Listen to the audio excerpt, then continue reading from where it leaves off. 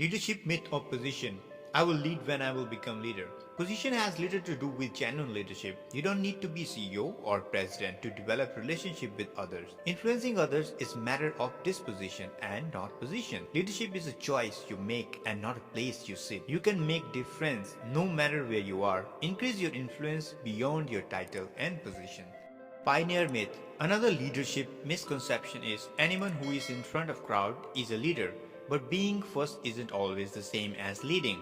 To be a leader, a person has to not only be out front, but also have people intentionally coming behind him, following his lead and acting on his vision. Knowledge myth. Knowledge is a power, but one doesn't need to possess a lot of knowledge to become a leader. Like a lot of scientists have a lot of knowledge, doesn't mean they all can also be a good leaders. Even some research shown their ability to lead is so low that it doesn't even register on chart. IQ doesn't necessarily equate to leadership. Management myth. A widespread misunderstanding is that leading and managing are the same. Best way to test whether a person can lead rather than just managing, to ask him or her to create a positive change. Managers can maintain directions, but they cannot change the direction itself. To move people in new direction, you need to influence them. The influence myth. Those who believe the influence myth might say, if I were on the top, then people would follow me. People who have no leadership experience have a tendency to overestimate the importance of a leadership title. You may be able to grant someone a position, but you cannot grant him or her real leadership. Influence must be earned. A position gives you a chance. It gives you an opportunity to try out your leadership. It asks people to give you the benefit of doubt for a while, but given some time you will earn your level of influence for better or worse. Good leaders will gain in influence behind their stated position. Remember, a position doesn't make a leader, but a leader can make a position. The experience myth.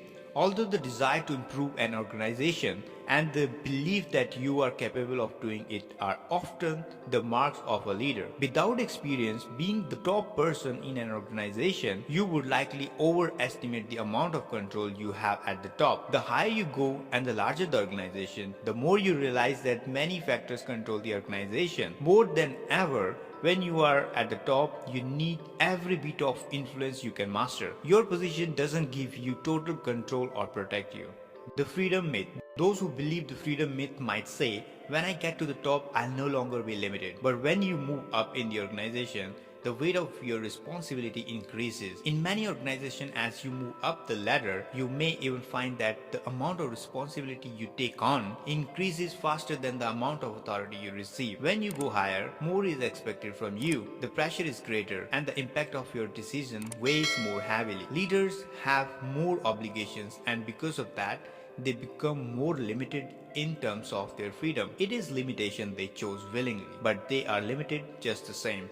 Potential myth. Someone who believes the potential myth would say, I can't reach my potential if I am not the top leader. People should strive for the top of their game, not top of the organization. Each of us should work to reach our potential, not necessarily the corner office. Sometimes you can make the greatest impact from somewhere other than first place. The all or nothing myth. Someone who believes the all or nothing myth might say, if I can't get the top, then I won't try to lead some people in the middle. These kind of people become frustrated by their position in an organization because they define the success as being on the top. As a result, they believe that if they are not on the top, they are not successful. If that frustration lasts long enough, they can become disillusioned, bitter, and cynical. If it gets to that point, instead of being a help to themselves and their organization, they become a hindrance. Improve your leadership and you can impact your organization.